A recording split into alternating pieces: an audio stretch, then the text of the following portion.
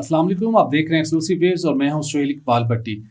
Views, آج آپ سب کے لیے ایک بڑی خبر ہے جس کے بارے میں کچھ تفصیلات ہم نے پہلے بھی آپ کے ساتھ شیئر کی تھی کہ 4.25 سال سے بند پاکستان کا سب سے بڑا LPG پلانٹ، اس کو چلانے کی راہ میں بے پناہ رکاوٹیں تھیں.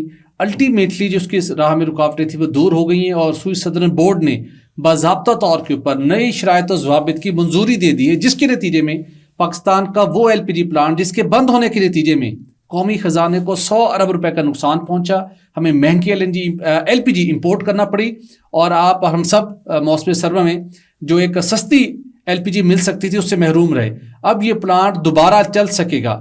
کن کنڈیشنز پر یہ پلانٹ چلے گا؟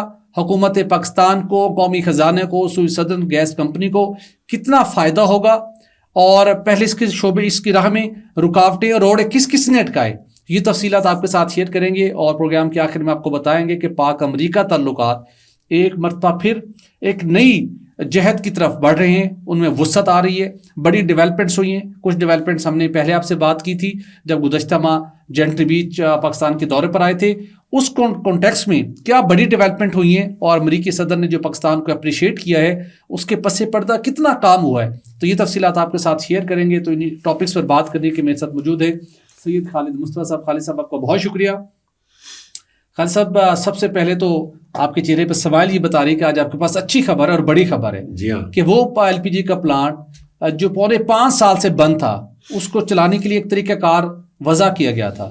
آج سوئی صدرن کے بورڈ آف ڈائریکٹرز کی میٹنگ تھی، وہاں پر کن امور کے اوپر، کن ٹرمز اینڈ کنڈیشنز کے اوپر اس پلانٹ کو دوبارہ چلانے کی منظوری دی گئی ہے؟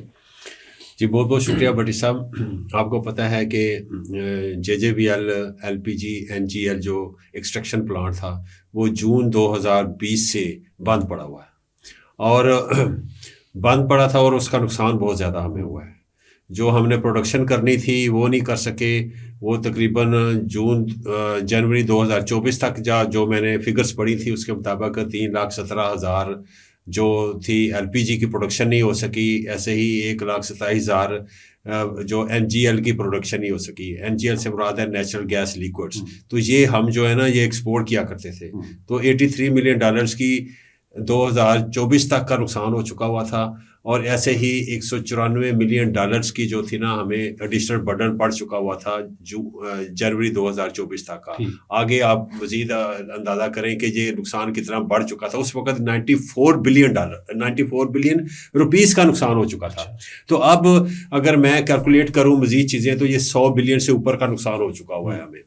تو اس کے چلنے سے اب یہ فائدہ ہوگا کہ ہماری جو ہے نا امپورٹ LPG کی امپورٹ جو ہے وہ کم ہوگی، اور اس سے جو ہے فارن ایکسچینج ریزروز پہ بوجھ کم پڑے گا. یہ بہت بڑی جو ہے نا مائل سٹون ہے. یہ ڈیسیژن جو آج سوئی صدرن بورڈ نے کیا ہے ڈیسیژن، وہ ایکچولی SIFC کے ڈیسیژن کو مد نظر رکھ کے اس کی روشنی میں کیا گیا ہے. اصل میں جو سیٹلمنٹ تھی بٹوین سوئی صدرن گیس کمپنی اینڈ JJVL، وہ کی رول پلے کیا SIFC نے. بالکل صحیح فرمایا آپ نے. SIFC کا بڑا امپارٹنٹ رول ہے. انہوں نے نیشنل فرنٹ پہ بھی اور انٹرنیشنل فرنٹ پہ بھی بڑا کام کیا ہے. لیکن لوگ جو ہے نا وہ SIFC پہ صرف یہ کہتے ہیں کہ بتائیں آج تک انہوں نے کون سی انویسٹمنٹ لے کے آئے ہیں. بابا یہ انویسٹمنٹ 1-2 سال ویسے لگتے ہیں چیزوں کو اسٹریم لائن کرنے میں.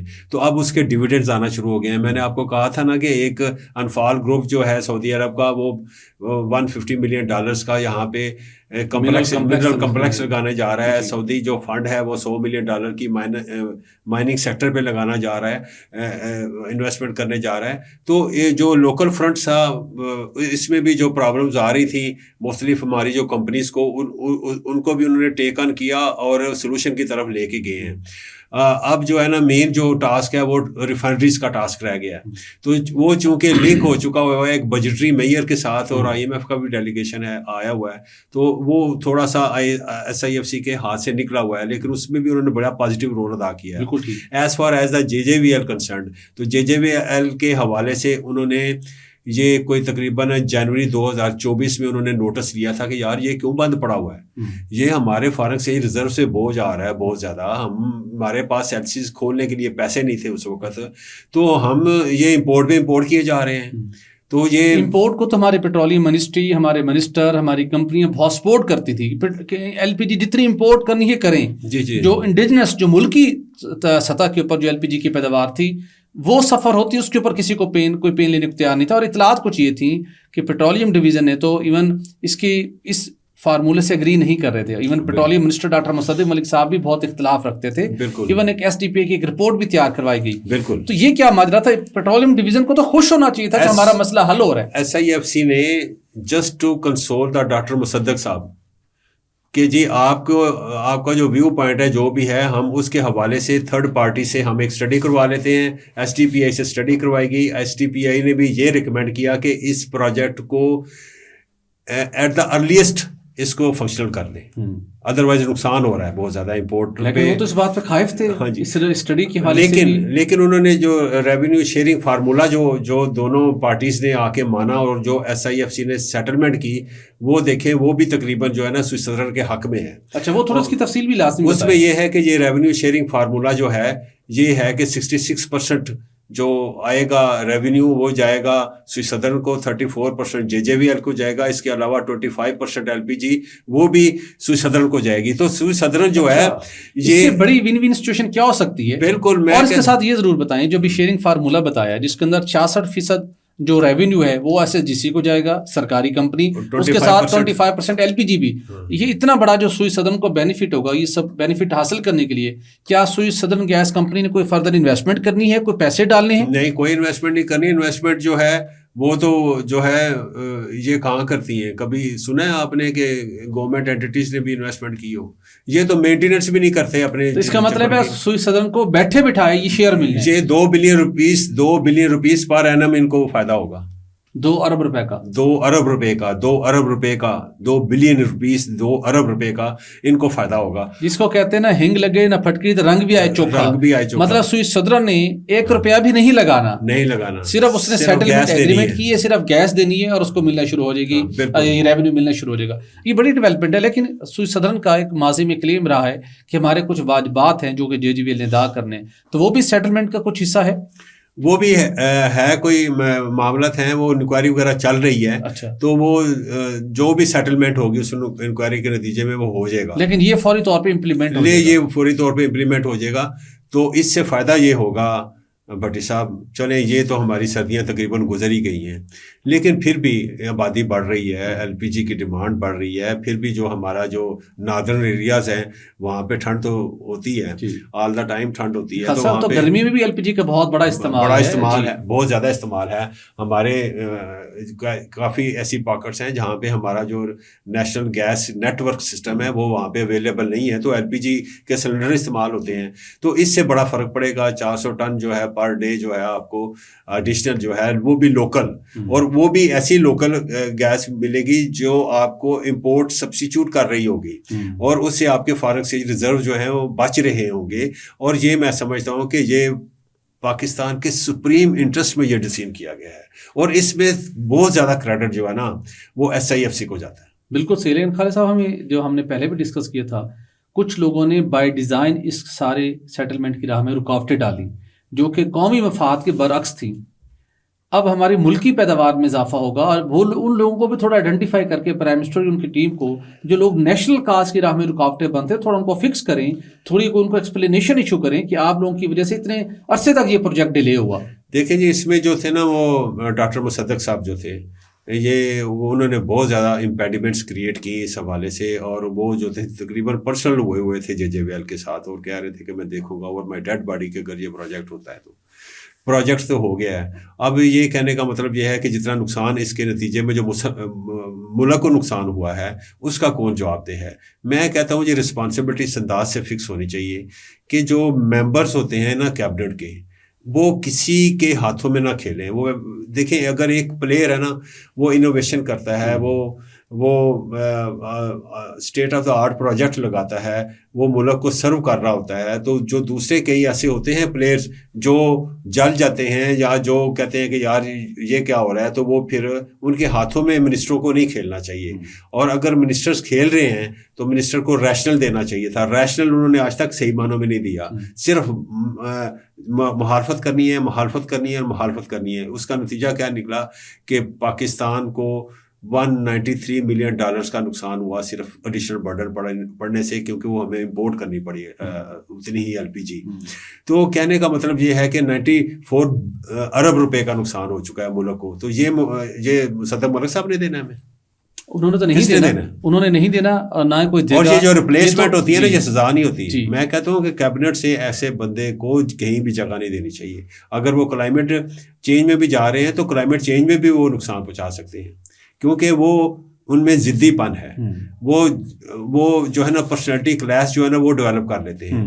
ان کو چاہیے کہ سپریم انٹرسٹ رکھیں جو ملک کا ہے مد نظر آل دا ٹائم. بالکل ٹھیک، اور اس کے مطابق جو ہے فیصلے کریں. بالکل ٹھیک، بڑی شاندار تجویز دی خالد صاحب نے. اور تاہم وہ ایک منصوبہ جو 4.25 سال تک بند رہنے سے، جو ملکی گیس ہے، نیچرل گیس ہے، LPG کی ایکسٹریکشن تھی، NGL کی ایکسٹریکشن تھی، وہ نہ ہونے سے 100 ارب کا نقصان پہنچا، اور اس کے ہماری معیشت کے اوپر بہت زیادہ منفی اثرات مرتب ہوئے، جس کے نتیجے میں ہمیں LPG امپورٹ کرنا پڑی، زر مبادلہ کے ذخائر پر بھی دباؤ پڑا. اب یہ پروجیکٹ آپریشنل ہوا ہے تو بہت ہی خوش آئندہ ہے، جس کے نتیجے میں ڈیفینیٹلی روزگار کے مواقع بھی پیدا ہوں گے، لوکل انڈسٹری اسٹرینتھن ہوگی، اور پاکستان کو ٹیکس بھی ملیں گے. اس کے ساتھ ساتھ جو ہمارے زر مبادلہ کے ذخائر پر دباؤ پڑتا تھا اسی ایک کوانٹٹی کو LPG کو امپورٹ کرنے کے لیے، وہ دباؤ بھی کم ہوگا. تو بڑی خوش آئند بات ہے. لیکن ایسے عناصر جو ایسے منصوبوں کو سبوتاج کرتے ہیں، ان کا کوئی بندوبست بھی میرے خیال میں ضرور کرنے کی ضرورت ہے. تو آگے بڑھتے ہیں خالد صاحب. جہاں پر ہم بات کر رہے ہیں معدنیات کی، جہاں پر ہم نے بات کی توانائی کی، وہیں پر ہم نے بات کی تھی کہ جو امریکی انویسٹرز ہیں وہ پاکستان کے اندر توانائی کے شعبے میں، معدنیات کے شعبے میں بھی سرمایہ کاری کرنے کے لیے بڑی دلچسپی رکھتے ہیں. گزشتہ ماہ جب جنٹری بیچ، جو کہ امریکی صدر ڈونلڈ ٹرمپ کے بڑے قریبی دوست ہیں، پارٹنر ہیں، پاکستان آئے، میرے ان سے انٹریکشن ہوا، اس کی تفصیل اپنے ناظرین کے ساتھ شیئر بھی کی. پورے ملک کے اندر بدقسمتی کے ساتھ بیشتر لوگوں نے ان کا ٹھٹھا اڑایا کہ ان کا کوئی ویلیو نہیں ہے، کچھ نہیں ہے. میں نے آپ سے کہا تھا کہ پہلی مرتبہ کسی ایک ہائی اپ سے جو کہ امریکی صدر کے قریب رہا ہو، اس سے میں نے سنا کہ وہ پاکستان کی دہشت گردی کے خلاف قربانیوں کی تعریف کر رہے ہیں. اور انہوں نے کہا، آن دی کیمرہ کہا، کہ پاکستان کے ساتھ زیادتیاں ہوئیں، ہم امریکہ کی غلط پالیسی تھی جس کا خمیازہ پاکستان نے بھگتا. یہ بڑی شفٹ تھی. لیکن اس کے بعد 2 روز قبل ہم نے دیکھا کہ امریکی صدر نے کانگریس سے اپنے پہلے خطاب میں، جو پوری دنیا سن رہی تھی کہ وہ اپنا کیا ویژن دیتے ہیں، کیا اپنی پالیسی دیتے ہیں، دنیا کے بارے میں کن خیالات کا اظہار کرتے ہیں، تو وہاں پہ چشم فلک نے یہ سنا کہ امریکی صدر نے پاکستان کی دہشت گردی کے خلاف قربانیوں کو سراہا، اپریشیٹ کیا کھلے الفاظ سے، اور انہوں نے بہت بھرپور انداز میں شکریہ ادا کیا. اور اس کے ساتھ ساتھ گزشتہ روز امریکہ کے نیشنل سیکیورٹی ایڈوائزر نے پاکستان کے deputy prime minister, foreign minister Ishaq Dar صاحب کو کال بھی کی، اور بڑی تفصیلی ڈسکشن ہوئی. یہ ایک بہت بڑا اسٹریٹجک ڈپلومیٹک فرنٹ کے اوپر، اور اس کے ساتھ ساتھ پولیٹیکل فرنٹ کے اوپر ایک بہت بڑا بریک تھرو ہے، جو کہ الٹیمیٹلی اس نے ٹرانسلیٹ ہونا ہے پاکستان کی معاشی صورتحال کی بہتری میں. اور یہ وہ سارا ریلیشن ہے جو ایک سائڈ کے اوپر بڑھ رہا ہے، اور وہ دہشت گرد جس کو گرفتار کر کے پاکستان نے امریکہ کے حوالے کیا، یہ بہت ہائی ویلیو ٹارگٹ تھا. صرف یہ نہیں تھا، کچھ اور ٹیررسٹ کو بھی اریسٹ کیا، جس میں سے اطلاعات یہ ہیں کہ رشیا کے حوالے ایک ٹیررسٹ کو کیا گیا، 2 کو ایران کے حوالے کیا گیا. یہ وہ لوگ تھے جو خطے کا امن کو داؤ پہ لگا ہوئے تھے، لیکن پاکستان کی سیکیورٹی فورسز نے جان کی قربانیاں پیش کر کے ان کو گرفتار کیا. اب دنیا نے اس کو ریکگنائز کیا ہے. تو میرے خیال میں ہمیں تھوڑا سا پازیٹیو ایٹیٹیوڈ بھی رکھنا چاہیے اپنے ملک کے بارے میں، جس کا بڑا بینیفٹ ہونے جا رہا ہے آنے والے دنوں میں، کہ جہاں پر امریکی انویسٹر نیکسٹ منتھ آ رہے ہیں، آپ کے منرل اور ریل اسٹیٹ کے شعبے میں امریکی انویسٹ کرنے کے لیے آ رہے ہیں. تو ہمیں اس کو نیگیٹو اینگل سے نہیں دیکھنا چاہیے، بلکہ پاکستان کے جو تعلقات امریکہ کے ساتھ جو اسٹریٹجک نیچر کے وہ بہتر ہو رہے ہیں، الٹیمیٹلی اس کا فائدہ معاشی صورتحال میں پاکستان کی اکانومی کو اور پاکستان کے عام شہری کو ہونا ہے، جب آپ کی معاشی جو ترقی کی شرح ہے وہ بہتر ہوگی. بالکل سہیل بھٹی صاحب، آپ نے بڑی تفصیل کے ساتھ روشنی ڈالی ہے کہ امریکہ نے پاکستان کی جو قربانیاں ہیں اور پاکستان کی جتنی بھی ایفرٹس ہیں اور پاکستان جو ہے ٹیررزم کے اگینسٹ جو ایک ملک کے طور پہ لڑتا رہا ہے، تو ان کی جو قربانیاں ہیں ان کو انہوں نے ریکگنائز کیا ہے۔